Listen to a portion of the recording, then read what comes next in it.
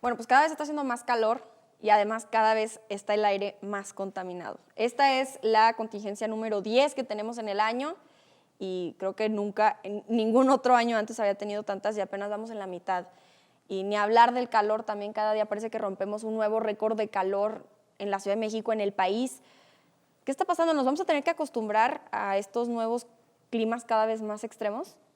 Pues la verdad es que se ha visto mucho el tema de adaptación al cambio climático, pero están dejando a un lado qué estamos haciendo para revertir los efectos, ¿no? Para que realmente estos efectos no sean cada vez más agresivos.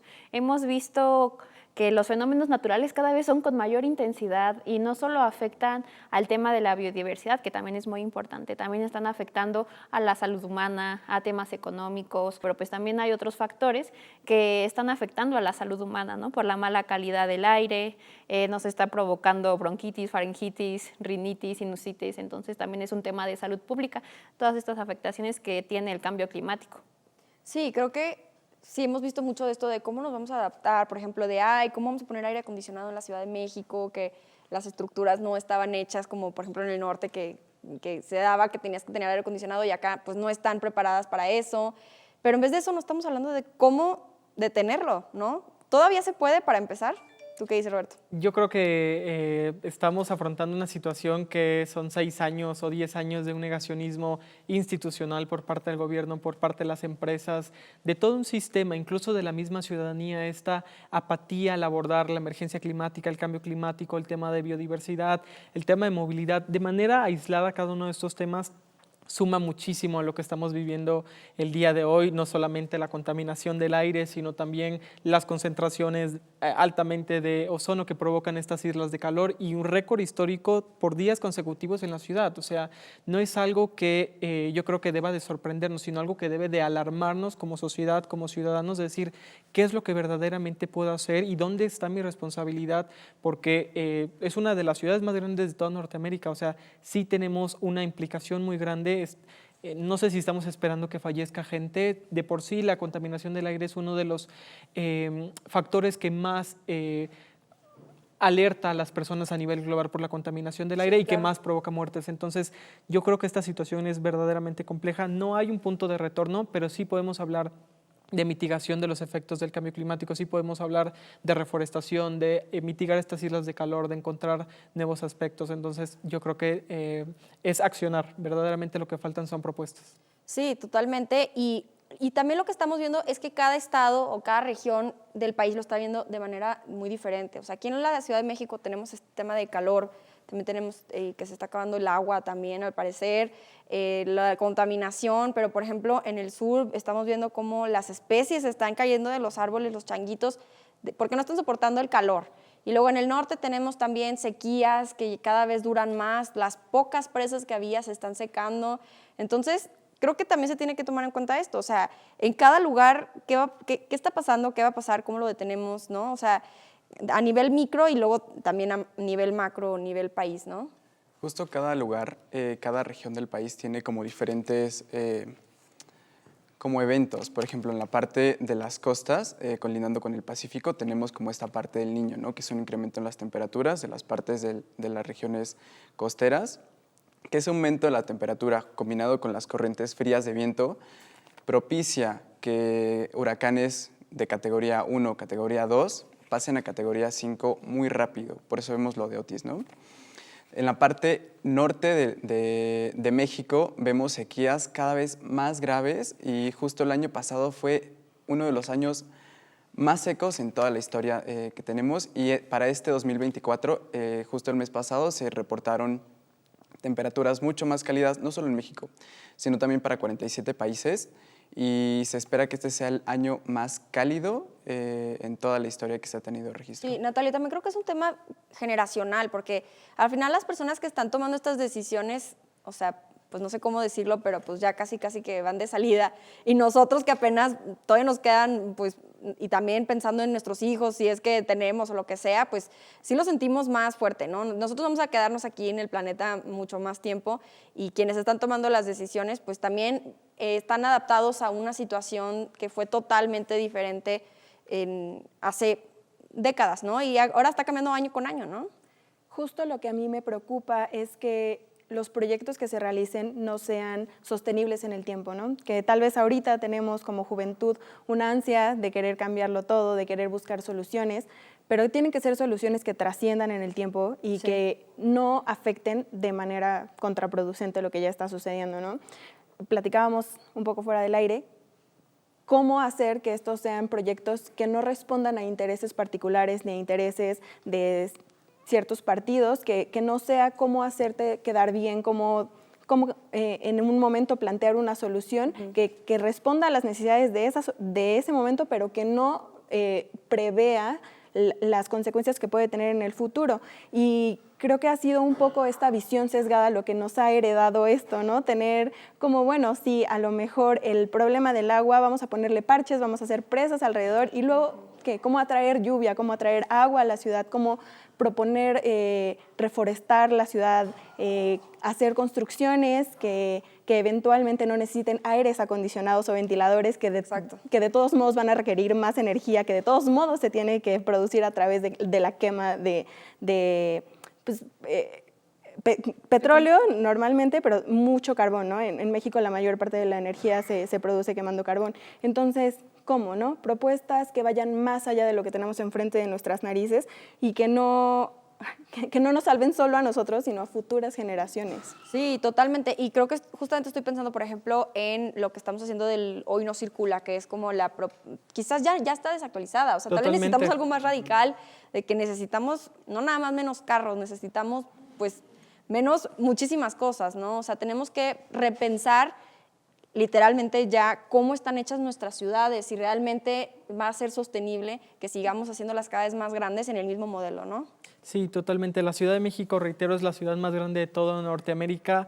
Vamos a afrontarnos los retos inmediatos que tenemos ahora de contaminación de aire, la falta y escasez de agua que tenemos, también a los megaproyectos que se están instalando en esta ciudad, donde también el sector privado tiene una participación muy grande, es decir, tenemos a refresqueras que están basadas aquí porque les es más útil en utilidades, en su cadena de suministro, poder distribuir aquí mismo en la Ciudad de México y no venir de otros estados como Chiapas o Tabasco, donde hay una mayor disponibilidad de aguas. Entonces, creo que es tan complejo el problema y la verdad que lo que ya tenemos avecinado y los compromisos que ya tenemos, no solamente en materia internacional, de limitar nuestras contribuciones de manera global a 1.5, sino, reitero, el tema de México en unos años con FIFA, la movilidad, 150,000 personas en esta ciudad donde ya no cabemos, donde no hay agua, ¿cómo le vamos a hacer? Y sobre todo yo creo que es el buen momento para preguntar qué es lo que dejó este gobierno hecho para esta próxima administración, para este evento que estamos a solamente 1 año y medio y sobre todo que también nos enfoquemos en las especies, en la biodiversidad. En esta semana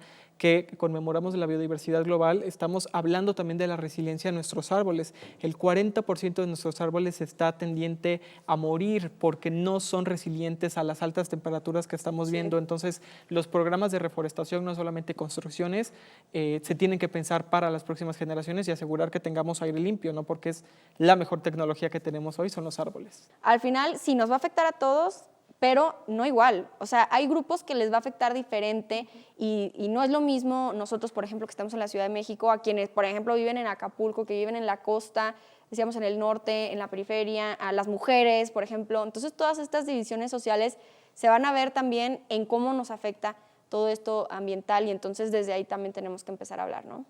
Claro, vamos a empezar a ver como un mayor índice de refugiados climáticos, como por ejemplo lo de Otis.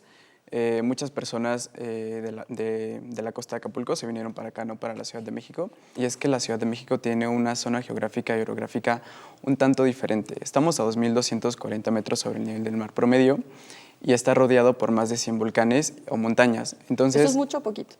Eso es mucho, toda la zona del Valle de México está rodeada por volcanes, entonces eso dificulta la circulación del aire y el hecho de que aquí en la Ciudad de México, que gran parte de los contaminantes vienen por parte de los automóviles, monóxido de carbono, dióxido de carbono, azufre, nitrógeno y demás, ahorita vimos un tema con el ozono, ¿no? Entonces, el ozono es contaminante para nosotros, o sea, escuchamos de que sí, el ozono allá arriba, muy cool, ¿no? En una capa superior de la atmósfera, pero aquí no, aquí en la... Respirarlo para nosotros es contaminante. Entonces, también el tema con los incendios forestales.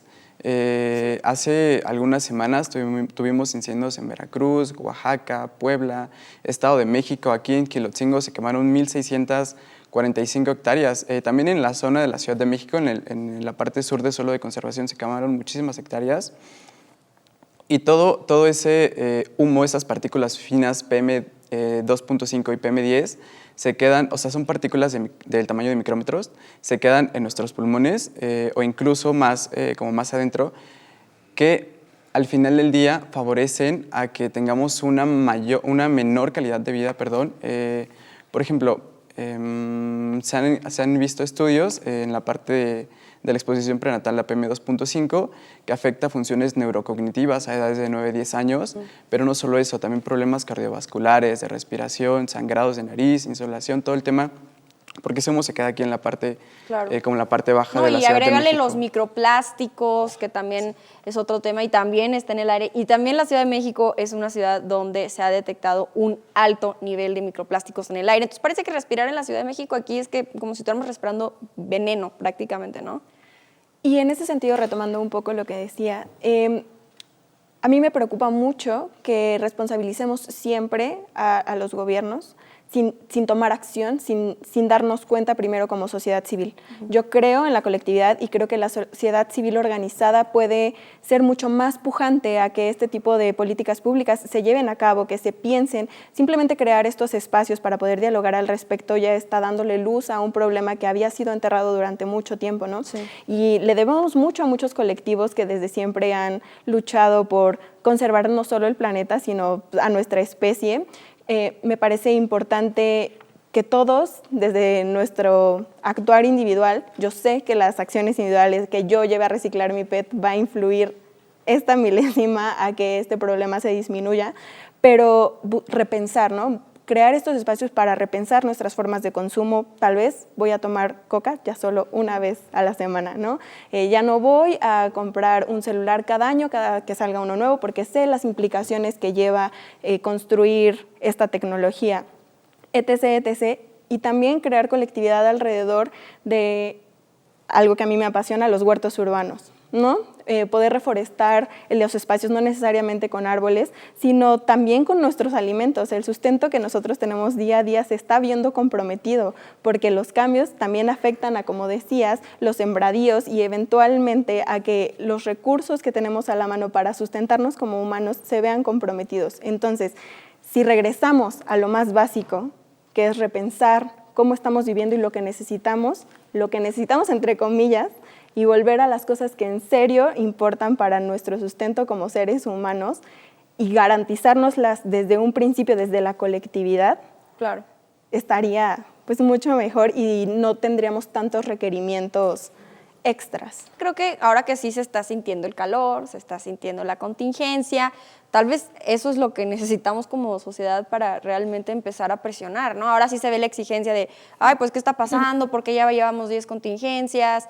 O sea, quizás ya cuando lo sientes, ya cuando lo estás viviendo, Claro. es cuando ya empiezas a exigir un cambio, ¿no? Y eso es lamentable, ¿no? Porque es algo que los científicos han venido diciendo hace más de 30 años, ¿no? El panel intergubernamental, todas las COPs, todo lo que se ha generado alrededor de la política internacional para hablar sobre temas de transición energética, de cambio climático, de que los efectos del cambio climático iban a ser catastróficos para la humanidad y parece que pues a los políticos, a los gobiernos no les importa hasta que ven afectados pues ahora sí que el presupuesto, ¿no? Su bolsillo. Estaba leyendo una cifra que hay 48 millones de muertes en México por la mala calidad del aire y en Ciudad de México son entre 8 y 13 millones de muertos por la mala calidad del aire. Entonces también es como de, bueno, nosotros como tomadores de decisiones, ¿cuánto presupuesto le vamos a destinar a salud, no? Porque ya hay más muertos por la causa de la mala calidad del aire. Entonces ahí también es donde ya cuando ven la problemática que ya está aquí, o sea, ya no es algo a 30 años, ¿no? Es algo que estamos viviendo hoy, es cuando dicen, bueno, ya vamos a pensar qué vamos a hacer al respecto. Pero es como la película de No mires arriba, que te sientes como tú como activista con esa impotencia, ¿no? Que le dices, o sea, es que la crisis climática está aquí, o sea, no es una emergencia realmente, ¿no? Y ya cuando ves que literalmente los animales, los humanos estamos muriendo por la consecuencia del cambio climático, ahora sí dicen, bueno, puede ser que sí estemos mal, ¿no? Y ya vamos a ver qué hacemos. Pero aún así no han dicho qué van a hacer en específico, ¿no? Ese es preocupante. Sí, no, y hay gente que todavía no cree que esto sea realmente un problema o que es un problema que no vamos a vivir todavía nosotros, sino que es un problema muy del futuro lejano. Entonces, pues, ¿cómo convencer a las personas a empezar a organizarse? Porque claro, puedes hacer acciones individuales, como, bueno, ya no voy a comprar botellas de agua, lo que sea, pero al final lo que más va a causar un impacto es realmente esta presión política, esta organización y exigir a los gobiernos que hagan estas medidas, ¿no? Entonces, ¿cómo empezar a hacer esto? Justo como comentaban de este lado, algo muy importante es la colectividad, el crear desde abajo y el organizarnos e incluir a todos los sectores, academia, gubernamentales, sociedad civil, comunidades. Las comunidades son quienes han mantenido los movimientos climáticos más fuertes y por durante mucho más tiempo, ¿no? Entonces, también pues hay mucho que aprender de ellos y proteger su seguridad. Y proteger porque su seguridad. son asesinados. Su Transición. participación, que Exacto. puedan seguir realmente, como mencionas, las comunidades, más la Ciudad de México, que ha sido por años este fenómeno migratorio de comunidades indígenas. Casi todas las lenguas indígenas del país se hablan aquí en la Ciudad de México por esta migración que tuvimos a lo largo de décadas y que ahora son estas personas que igualmente son las más vulnerables, que llevan por años sufriendo los efectos de la emergencia climática, las que tenemos que ponderar y decir cómo les podemos seguir garantizando todo eso que han aportado a esta ciudad, no solamente de manera cultural, sino garantizarles que puedan seguir desarrollándose ellos y las próximas generaciones de esa semilla que plantaron aquí en la Ciudad de México. Sobre todo, creo que mencionas un punto fundamental, ¿no? Es sociedad civil, y hemos sido sociedad civil quienes por años hemos impulsado específicamente acciones contra la emergencia climática, acciones concretas específicas, y que la realidad es que a pesar de haber tenido esta Ciudad de México un gobierno que era presuntamente ambientalista, no lo vimos, no tuvimos una declaratoria de emergencia climática, no tuvimos acciones concretas y hoy estamos pagando esos resultados, ¿no? Realmente creo que ese es el mensaje y la responsabilidad que no solamente tienen las personas, las organizaciones, los colectivos, sino también los medios de comunicación al replicar este mensaje, porque creo que ese es el mensaje o el peso más importante que podamos comprometer y que se pueda llegar a todas las personas, no solamente por televisión, por radio, por redes sociales, porque se señala desde Naciones Unidas que el obstáculo más grande para la acción climática es la desinformación. Entonces, no solamente estamos compartiendo información, sino que estamos cambiando por completo la manera en que nos acercamos a la naturaleza, la manera en que consumimos, en que producimos, y cómo esto tiene un impacto no solamente en mi generación, sino también en las próximas generaciones. Todo lo que hagamos hoy sin duda tiene un impacto a futuro, y esto lo vimos, reitero, en la Ciudad de México. No se han tomado las acciones concretas. Yo veo un panorama catastrófico si no se toman acciones concretas, y creo que en el aspecto a nivel nacional lo vimos, sí, cuando se pone el cierre de las refinerías de Cadereyta, el cierre de distintos proyectos, incluso de Dos Bocas, que apenas va a funcionar ya. Estamos hablando de cerrarla por las repercusiones que va a tener, y las emisiones de gases de efecto invernadero a nivel nacional, específicamente el sur-sureste. Vemos esa desarticulación por parte de los partidos políticos, de las personas, en este caso candidatas, donde ni para eso se pudieron poner de acuerdo y parecía una estrategia de robarme una estrategia u otra. Entonces, yo creo que es más que necesario que articulemos, que tomemos acción, y en el caso, por ejemplo, del engomado en la Ciudad de México, se tiene que cambiar por completo. Sí, es absurdo que en 25 años el transporte público no verifique. ¿Y por qué sí el transporte privado? ¿O por qué existen ciertas excepciones y ciertas personas no están verificando, ¿no? Entonces, yo creo que es fundamental que se tenga una nueva ruta de movilidad sostenible en la Ciudad de México, y que no solamente nos alcance a la ciudad, sino a todo el valle. Sí, también seguimos construyendo edificios, o sea, muchísimos edificios. ¿De dónde va a salir el agua para poder, pues, subastar todo este edificio que se está haciendo? En todos lados, vemos para Santa Fe está creciendo muchísimo la ciudad, y también son muchas estructuras verticales también en el sur. O sea, no estamos dejando de crecer, cada vez es más grande la ciudad, y vamos a tener que compartir el agua, que es cada vez más escasa, más calor. Entonces, pues bueno, ¿cómo empezamos a ver soluciones? También nosotros ustedes como estudiantes, pues, ¿cómo ven, cómo se han involucrado a protestas o este tipo de acciones para tratar de hacer un peso?